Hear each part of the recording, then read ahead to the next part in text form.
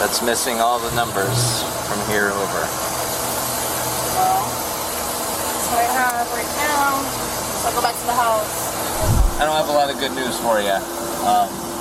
They want your tag back as well, so I have to take that. Okay. You have to park the car and call a Uber with the kids. Yeah, whatever you gotta do. So I'm parked somewhere safe so I don't get towed. Yeah. So give me a second to take the tag off, and then I'll come back up here. I'll get you out of here. Okay. Yes, sir. I'll take it off. Excuse me. I got it. No, pardon me. Please go have a seat. It's my car. I'll take it off. No, I did not ask you to get out of the car. Okay, and go have why a are you seat. putting your hands on me? I did not ask you to get out. Have a seat. I can get out of the car if I need to. I'm literally taking it off. This is the last time I'm going to ask you. Have a seat. I'm trying to get some water out of the car. Why are you Stop resisting. Don't you put your hands on me. I'm literally trying to get some water from my Tango 13, I need another one. Get Right off now. of me. 10-18, please. You better take your hands off of me. Take your hands off of me. Take your hands off of me. Get off of me. Get your hands off of me. Get your hands off of me. I do not know you. Get your hands off of me. I just said something. He's dragging me. He's dragging me. I'm trying to get my Let me go. Put my foot down. I'm gonna walk over there. Stop. Can you let me go? Can you let my foot? Let my foot go. Don't do that. I'm trying to say I Don't do that. I just said hospital because I couldn't breathe. I'm sorry, I can't I was pregnant a couple of days ago. Can you are an unkind person. I just said I will help you take off the tag off of my car. You're unkind, racist person. Ma'am. I just want And for these. off of me. He's bleeding. Can you She please? just took this out of his pocket and stuff. I did not take that out. Yes, you did. I did not. Okay. Yes, you did. Excuse me. Yes, you did. Although it wasn't captured on the body cam, as per the police report, Danielle slapped the glasses off the officer's face, leaving him bleeding, then removed his radio and even tried stabbing him with his own pen. She's really on some John Wick shit. In the gas station parking lot.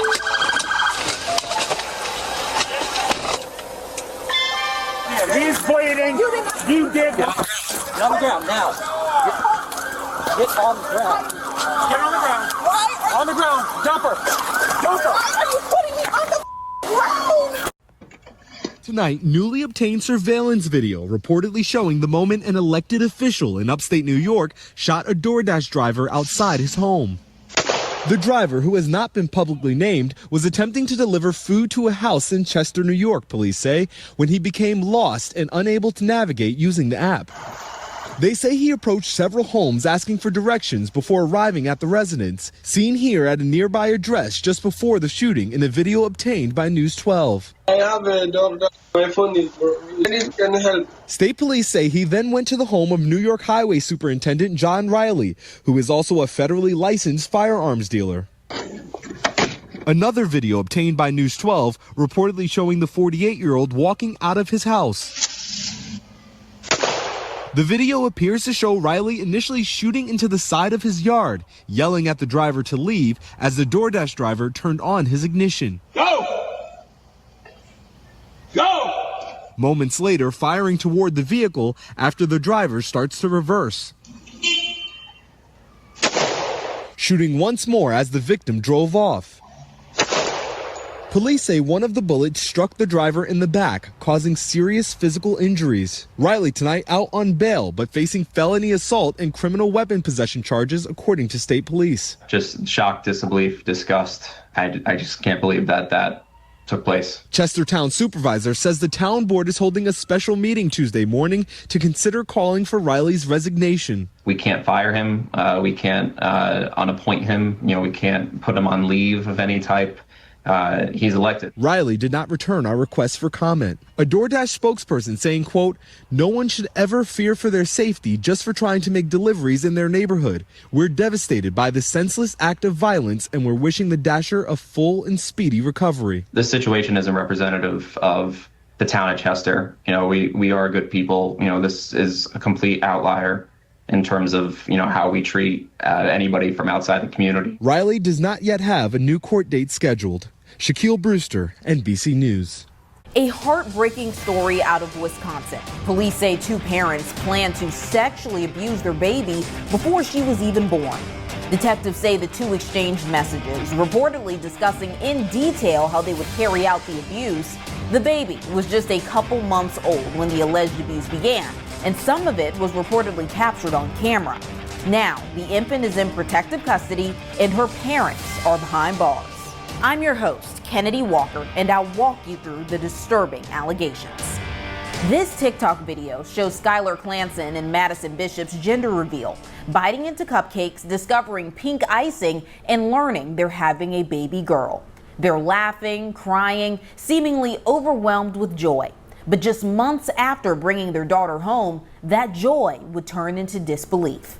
Both parents were arrested, accused of abusing the very child they once celebrated. Shortly after birth, the baby girl was placed in the NICU. Bishop shared this video online, captioning it, quote, "It's the worst pain I've ever felt, like having my heart ripped out every time I walked out the door." But investigators say it wasn't until the baby left the hospital and came home that the real pain began. According to court records obtained by WKOW, detectives with the Madison Police Department's Special Victims Unit received a tip. Skylar Clanson was allegedly in possession of child pornography. On April 9th, police arrested the 22-year-old. A search on his phone allegedly revealed multiple files, including, authorities say, a video of Clanson assaulting the 2-month-old. Detectives say Clanson allegedly confessed to the abuse. At the time of his arrest, he had an active warrant out of Nevada regarding child sex abuse material. While combing through Clanson's phone, investigators say they found images of the baby's genitals and a video that allegedly shows the 2-month-old being digitally assaulted. The assault reportedly happened April 7th, just 48 hours before Clanson was arrested. According to the A horrific hit and run caught on camera in Oregon. Dash camera video taken on a highway in Beaverton on Monday morning shows a motorcyclist in the center lane gesturing at a Kia Carnival van to his left. The van sharply swerving right, hitting the motorcyclist, sending him flying onto the shoulder before speeding off. The family of the 21-year-old victim says he was trying to communicate with the driver after a couple of close calls. The van had almost hit him twice already. And my brother was trying to be like, well, like, do you not see me? What is happening? And then the driver made eye contact with him and jerked the wheel. Corey's family says he suffered a concussion and bruises, showing his cracked helmet that might have saved his life. The driver hit him so hard that my son's clutch lever went through the complete side of his steel-toe boots. That's how bad he hit him. And threw up 250 feet. I just thought I just saw someone die in front of me. Lucy Brisak says she witnessed the incident and stayed with Corey until help arrived. That's someone's baby. And if my daughter were in the same position, I would want someone to step up and take care of her if I couldn't be there. Police asking for the public's help tracking down the driver. A tip from someone who had seen the dash camera footage leading them to that Kia with scrapes at the point of impact. We received a tip about the whereabouts of the van, and we were able to locate it right as the suspect came out and got into the van and started to drive away. Police arresting Samir Helio Pizzotto Philo, charging him with second-degree assault, hit and run, reckless driving, attempted assault 1, and unlawful use of a weapon, according to police. Investigators say they have reason to believe Pizzotto Philo, quote, had been driving recklessly in the days prior to the incident. We were unable to reach Pizzotto Philo for comment. I think it's really hard to watch just because it's so deliberate. Like, he literally could have died, and I don't know who could do that. Like, I just don't understand who has that within them to do that. Yasmin Vasugian, NBC News. Murder and robbery of a man who was run down by a driver in a crosswalk. This after getting money out of a nearby ATM. Tonight, the victim's family is speaking out only on Fox 5. Our Bob Barnard is live in Northeast. Bob, anybody who's seen the video is outraged. The family must be so angry and heartbroken. I mean, when you see this, it's just awful. Yeah, they are, Shamari and Angie. The emotions are raw. And I got to tell you, they're hard to hear. We spoke to the family outside their home here in Northeast just a short time ago. Want to show you our first photo of Donnell Phillips. He was 55 years old. He was a father of 3, grandfather of 2, worked as an overnight concierge at an apartment complex on 14th Street Northwest. Was on his dinner break getting money for his rent when he was killed. His murder caught on camera. You see Donnell Phillips walking down the sidewalk along U Street Northwest. It's 4:15 in the morning Wednesday. People in an SUV were following him, and as soon as Mr. Phillips got into the crosswalk at 12th Street, the car turned straight at him. He was struck and killed. Police say it appears the people in the car got out, stole his cash, and fled. Phillips had just withdrawn money from an ATM in the 1100 block of U Street Northwest. The suspects were in a stolen white Hyundai Santa Fe that was recovered not long afterward. Donnell Phillips' daughter and granddaughter are speaking out to us today. It's heartbreaking because it's like, that was cruel. It was cruel. And then like y'all, they just left him there. They just left him there, and then they robbed him. Like, you stole from a man that you already killed. You already, like I don't understand. And the only thing, because of my dad, this is the only thing I can say. Because of my dad, I pray for the person that did it. Instead of wanting revenge, because y'all took a good man, y'all took a man that stood for a lot of things, that helped out a lot of people, and didn't want anything in return. When I was sad, he had helped me, lift me up, had got me in a good mood. Even though we had our bad times, our good times, we've been best friends since I was born.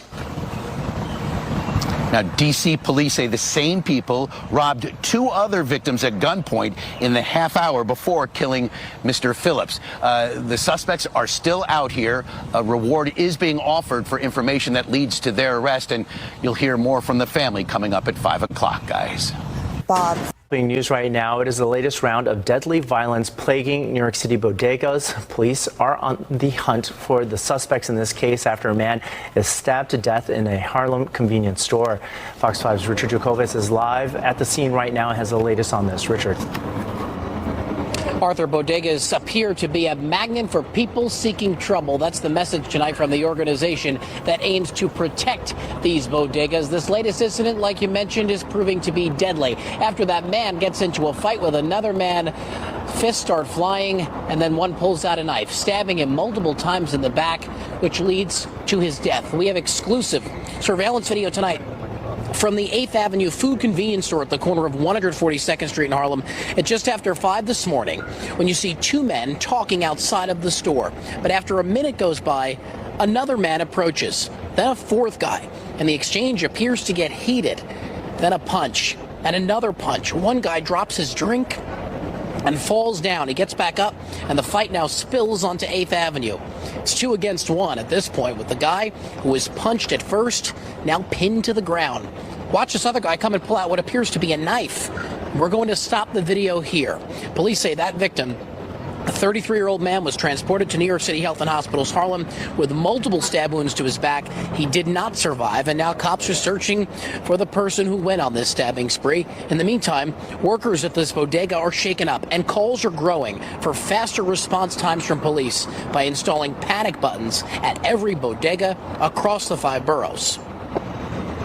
Had her boyfriend in custody after police say he threw her over the 3rd-floor balcony of her apartment complex.